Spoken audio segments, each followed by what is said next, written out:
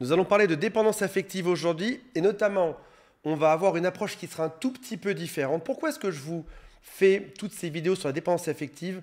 Parce que pour ma part, moi qui l'ai été pendant la majeure partie de ma vie, j'ai fait beaucoup de thérapie, beaucoup de rendez-vous chez des psychologues, beaucoup de livres et je sais une chose, c'est que si jamais on te répète la même chose de manière globale, cherche moins d'amour, sois indépendant, cherche dans ta famille, etc. Si tu répètes les mêmes choses, tu ne vas pas forcément trouver ta réponse. Et s'il y a un autre axe qui est abordé, il en suffit d'un pour que ça passe. Ou peut-être même que l'accumulation de tout ce qu'on t'a répété tout d'un coup, il y a une espèce de pop dans ta tête parce que tu te dis ça, enfin, ça y est. Grâce à ça, il y a tout ce que j'ai appris avant qui se cristallise dans ma tête et qui fait que j'arrive à quitter cet état de dépendance affective. Alors, on va voir si la vidéo du jour va faire quelque chose ou pas, va vous aider ou pas dans cette démarche. Pour rappel, si vous n'avez jamais vu aucune vidéo sur la dépendance affective, ce n'est pas ici aujourd'hui que je ferai le point de vous rappeler ce que c'est. En 3 phrases, en 3 mots, c'est besoin d'amour illimité, besoin qu'on te rassure tout le temps, besoin qu'on te valide. C'est l'incapacité à voir que l'autre te rassure parce que c'est jamais suffisant. C'est aussi un besoin de fusion. On parle de couples qui sont très fusionnels. Ça peut aussi aller avec de la jalousie, la peur que l'autre nous quitte, une peur de l'abandon. Ça peut aussi aller avec un manque de limites. On a tellement envie d'être aimé qu'on ferait tout pour que l'autre reste avec nous. Et on va parler aujourd'hui d'un concept que vous ne connaissez probablement pas, qui s'appelle le syndrome d'écho, comme un écho quand on chante à la montagne ou quand on crie dans la vallée. Et on va parler aussi d'échoïsme. Alors, d'où est-ce que ça vient? En 2015, un psychologue américain qui s'appelle Craig Malkin, appréciez mon accent anglais, a créé un ouvrage, un livre qui s'appelle Rethinking Narcissism. Et l'idée, c'est que on peut se comporter souvent par écho vis-à-vis de quelque chose. Le terme initial était échoïsme, qui s'est transformé les années suivantes en syndrome d'écho. Avant d'aller plus loin, si vous le souhaitez, abonnez-vous à cette chaîne. Il y a aussi un quiz qui s'appelle « Suis-je dépendant affectif ou pas ?» Et je te lis la majorité de vos commentaires. N'hésitez pas à commenter cette vidéo juste en dessous. Quand vous étiez petit, et sans faire de voyance dans ce qui vous est arrivé, vous avez peut-être parce qu'on sait que le fait d'être dépendant affectif peut naître de plein de choses. Mais l'une des configurations, la configuration majeure en tout cas, celle qui fait qu'on a le plus souvent de la dépendance affective par la suite, c'est lorsque l'enfant que vous avez été a eu un parent qui était narcissique et un autre parent qui était dépendant. Quand on est enfant dans ce type d'équation avec l'un qui est narcissique, pervers narcissique, et l'autre qui est dépendant, on arrive forcément dans une équation où l'enfant n'est pas beaucoup écouté. C'est-à-dire qu'en gros, pour exprimer vos besoins, quand l'un des deux ne pensait qu'à lui, et quand l'autre des deux était dépendant et pensait aussi à cette même personne, vous, en tant qu'enfant là-dedans, vous n'avez pas été beaucoup écouté. Donc vos besoins, vos envies, votre façon d'être indépendant ou d'affirmer votre style n'a pas dû être énormément écouté là-dedans. C'est ce qui fait souvent des enfants qui sont très gentils ou un peu effacés, ou en tout cas qui n'ont pas eu l'attention des deux parents, parce que l'un des deux pensait à lui et l'autre des deux pensait aux mêmes parents. Le plus bizarre là-dedans, c'est que lorsqu'on pense à ça, si c'est votre cas, quand vous pensez à ça, et ça c'est vraiment étonnant, le narcissique et le dépendant ne sont souvent pas celui que vous croyez que c'était. Tu pensais que c'était ta mère, la narcissique, et ton père dépendant. En réalité, c'est très souvent, c'est pile l'inverse. Et ça explique une bonne partie de la chose. Je sais qu'en entendant ça, tu vas me dire, non Antoine, je ne connais pas mes parents et ce n'est pas le cas. Mais repense à cette équation, c'est peut-être l'équation inversée de celle que tu perçois. Ce qui est même le concept du narcissisme, c'est de se faire passer pour la victime, pour le gentil ou la gentille, alors qu'en réalité, ce n'est pas le cas. Donc cet enfant que vous avez été n'a pas su exprimer ses besoins. Vous vous êtes comporté en vous conformant à ce que les parents attendaient de vous. En gros, tu existes par le miroir des besoins de l'autre. Ta mère te veut comme ceci ou comme cela, c'est exactement ce que tu vas faire. Ton père veut que tu te comportes comme ci ou comme ça, c'est exactement ce que tu vas faire pour tenter d'attirer leur attention. Tu fonctionnes par miroir et donc on arrive à ce fameux système, le syndrome d'écho, tu marches par écho en fonction de ce que tes parents veulent. Tu n'es pas vraiment toi-même, tu es juste la projection de ce que tes parents voulaient de toi. C'est ce qui va créer le développement d'un faux self. Je n'en passerai pas dessus dans cette vidéo, on en parle dans d'autres vidéos, mais c'est une image, c'est comme si tu étais acteur, tu te comportes comme l'autre veut et non pas comme ton vrai self, comme celui que tu aimerais être pour de vrai. Quand on développe ce faux self, quand on marche par rapport au désir des autres, on ne devient pas adulte dans le domaine affectif. On peut se retrouver donc à être majeur, plus de 18 ans, mais toujours avoir cette espèce d'attente de validation de l'autre. Je vous ai dit au tout début de la vidéo, un dépendant affectif a toujours besoin d'être validé par l'autre. Et finalement, qui a besoin d'être validé sur Terre? Majoritairement les enfants qui demandent la validation auprès des parents. On arrive donc adulte sans être capable de poser des limites, mais par écho à toujours se conformer à ce que l'autre souhaite. Ça se caractérise aussi par la capacité d'accepter l'inacceptable. On peut vivre des choses atroces dans son couple et dire c'est pas grave, le plus important c'est qu'on pardonne et qu'on reste ensemble. Donc même le narratif va être changé. Je dois tout accepter pour être aimé. Ça fait partie du couple de faire une tonne de compromis et de concessions.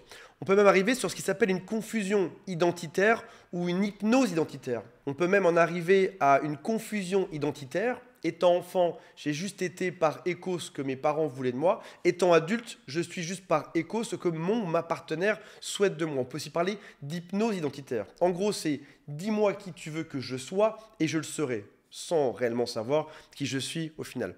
On tombe donc sur des profils, et je ne critique personne, je pense que j'ai été là-dedans pendant réellement 95% de ma vie, une forme d'enfant éternel, qui a même une espèce de vision enfantine du couple. Alors au passage, et ce qui est surprenant, c'est qu'on peut être dans un comportement enfantin dans son couple, ne pas avoir une forme de maturité émotionnelle dans son couple, mais on peut tout à fait dans d'autres domaines avoir une très belle carrière, très bien réussir les choses et s'en sortir à merveille. C'est juste que dans le domaine du couple, on n'y arrive pas.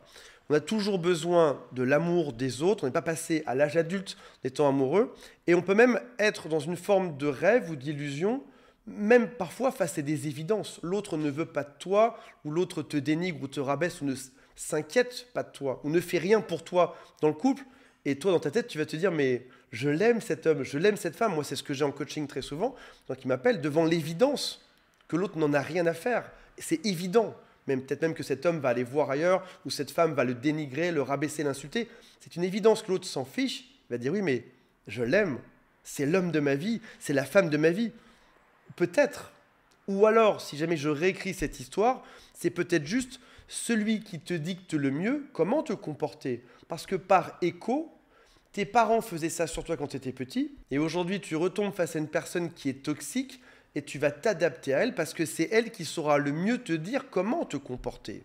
C'est peut-être aussi celle qui te donne le moins d'amour, exactement comme tes parents. Et il m'arrive parfois en coaching de dire à cette personne, réveille-toi, regarde la réalité. Cette personne te rabaisse, te parle mal, il y a même de la violence psychologique ou physique, où l'autre veut partir. Regarde, reviens juste dans la réalité de ce qui est aujourd'hui. Cette personne ne veut pas ton bien a priori sur Terre. Comment est-ce qu'on se comporte en tant qu'adulte dans un couple? On sait ce qu'on veut et on sait ce qu'on ne veut pas sur Terre.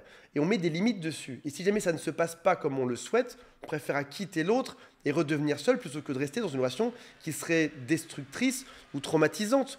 Je ne dis pas qu'il faut jamais faire de compromis en couple. Beaucoup de coachs français, beaucoup de confrères te diraient tout ce qui démarre par con ne doit pas être fait. Compromis, concession. Je pense qu'au contraire, dans un couple, il y a beaucoup de compromis, de concessions sur des choses qui ne sont pas à la base de tes valeurs.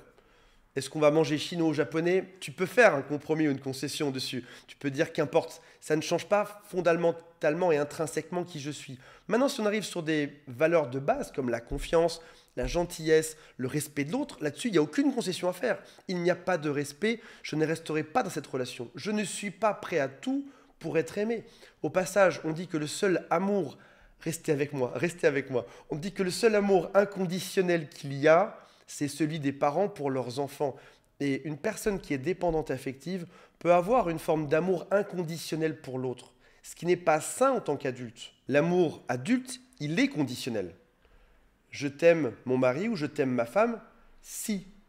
Je t'aime ma femme si tu ne me trompes pas. Je t'aime mon mari si tu me respectes. Il y a une condition dessus. Et c'est ça qui fait l'amour adulte, ce qui serait très différent de l'amour qu'on aurait pour un enfant. Je vous ai mis 2 phrases de Dr. John Delony, qui est un Américain qui fait un chouette travail. Je ne suis pas d'accord sur 100% des points, mais il y a quelques pépites, notamment dans ces 2 phrases. C'est typiquement quelque chose que je choisirais de mettre sur un frigo ou dans une note sur mon téléphone.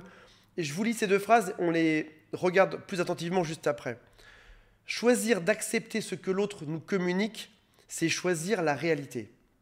Et choisir la réalité, c'est choisir une vie qui n'est pas anxieuse. Je vous donne un exemple parce que quand on parle de communication, on parle souvent de communication orale. Allons même plus loin que ça. Une personne qui te promet des choses, mais qui n'agit pas en fonction. Il vaut toujours mieux regarder les actes que regarder les paroles.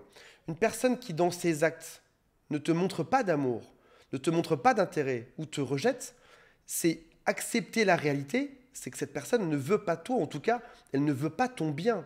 Ou une personne qui, alternativement, va faire tout pour toi puis absolument plus rien. Encore une fois, c'est qu'il y a un problème quelque part dans l'équation. Et l'histoire sera toujours retournée pour que ce soit toi qui aies tort, que ce soit de ta faute à toi. Mais en réalité, une personne qui te communique dans son métalangage, dans ses gestes, qu'elle ne veut pas de toi, ou qui n'est pas présente pour toi quand on a besoin, c'est une personne qui ne t'aime pas. J'avais posté sur Instagram il y a quelques semaines de ça, comment louper ta vie, c'est très simple, traîne avec des gens qui ne t'aiment pas. C'est super simple de louper sa vie.